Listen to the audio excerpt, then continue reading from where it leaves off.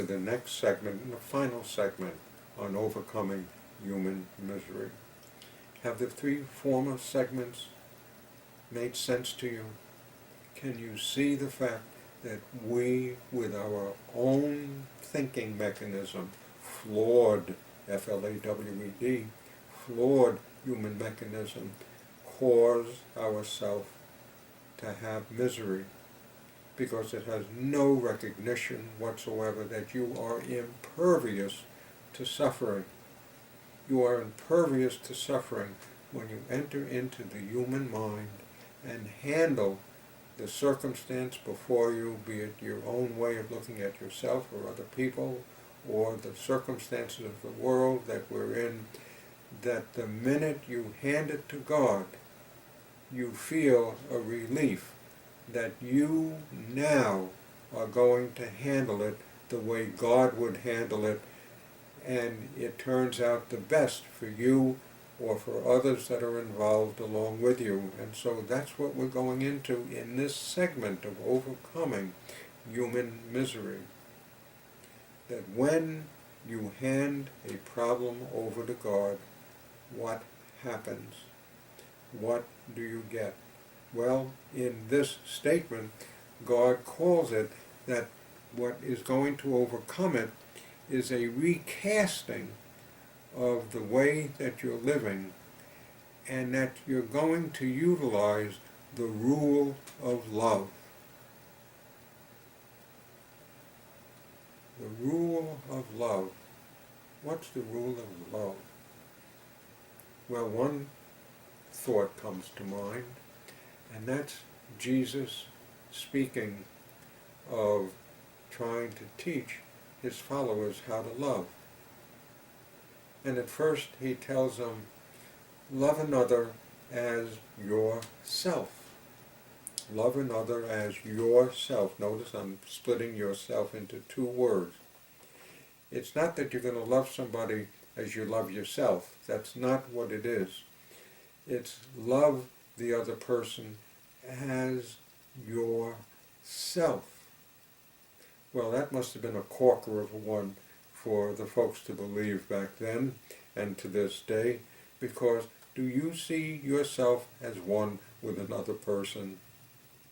Do you see yourself in absolute unity with another individual? Jesus mentions this, and I think it's in John 14, when he's explaining to Philip, who asked to see God. He said, Philip, you're looking at God. I'm in the Father, and I'm in you, and you're in me. Can you picture the scratching of a head on Philip's part, trying to figure out, how am I one with God and he's one with me, going back and forth? Who's in who and what's in what? Rather hard to believe it. Rather hard also for Philip, who is struggling to come out of the human mind in which other people are threatening. Other people are as survival-oriented as we are. And to let go of our defenses against them, or some distance between ourselves and others, would seem crucial. And Jesus states this. Well, Jesus made another statement about it. And he stated at this point, love others as I have loved you. Well, there's a hint, okay? I'd have to ask Jesus, because if he's telling me to love others as Jesus has loved us, we're going to have to ask Jesus to be able to describe that, because we don't feel Jesus' love. Love others as I have loved you. Well, that's a head scratcher again, because there's a threat to the human mind in that.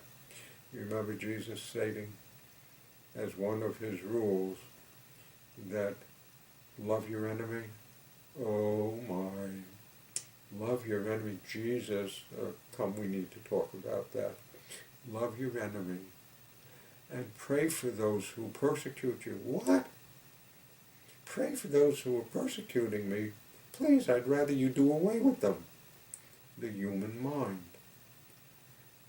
The rule of love is that we are all one with each other. We are one with each other and with God. And therefore, the rule of love is to be able to see things exactly as the way God does. To enter into our God-mind state, at which point we have abandoned the way the human mind sees things, and we're letting God's rule of love, to love the way God does, enter into it. And what is God's rule of love? I'll give you a hint. Begins with the word F. You got it? Yeah, you did. Forgiveness. Forgiveness, forgiveness, forgiveness. Jesus states on the cross, "Forgive them, Father. They don't know what they're doing." The state of misery is coming out of the fact that we don't know what we're doing. We don't know how to think the way God thinks. We've got this separate mind that we have created, this human mind, which opposes the God mind, takes us away from the Garden of Eden, takes us away from realizing God is the center of our being. We don't think that way. We're the center of our being. And hello, God, yes, once a year on Easter, or on Rosh Hashanah, or Yom Kippur, or whatever it is, we come to you, and we sit down for a while for you. But God is not the center of our being. We have come up with a mind which makes us the God, which makes us the ruler of our lives. We want to experiment with that. We want to be the big cheese, the big shot. This is why we decided to come up with our own creation, to eat the apple off the tree, which would make us just like God, as it points out in the scripture, in the book of Genesis, that we wanted to have that. That it wasn't enough that God made us in his likeness and image. God had one thing which he couldn't make us to be, and he couldn't make us to be the original creator. And we wanted that. We wanted to experiment with it. We wanted to be the big God. And we have done that. And in so doing, God now needs to be able to help us out from doing this and to recover the rule of love. And the rule of love is forgiveness. God understands how lost his children are. God understands how drifted away we have become from that.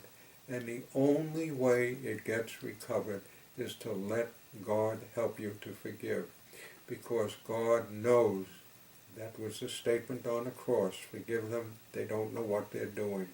That the only judgment in the rule of love is to look upon people to be just as lost as we are, and we're just as lost as they are when we're in that mind.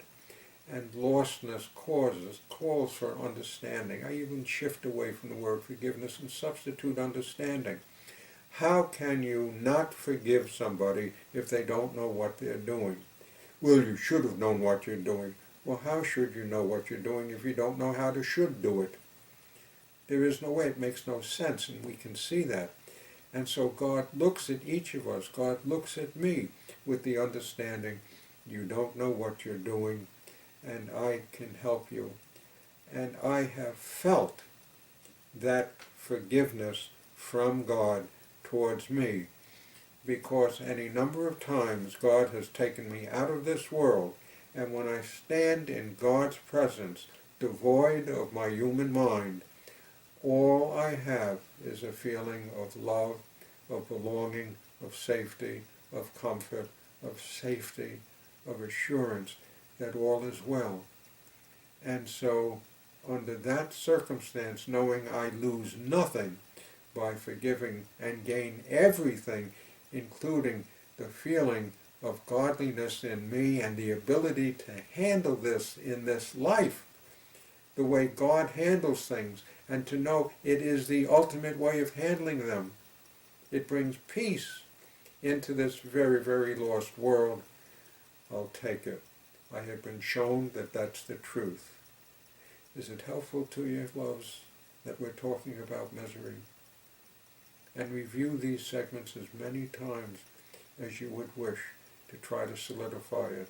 And one other thing, find others who are looking for solutions and look for a support group of someone who teaches this kind of stuff and knows how to be able to help you learn it and to catch you in the errors that we make when our minds interfere even with trying to learn how to forgive.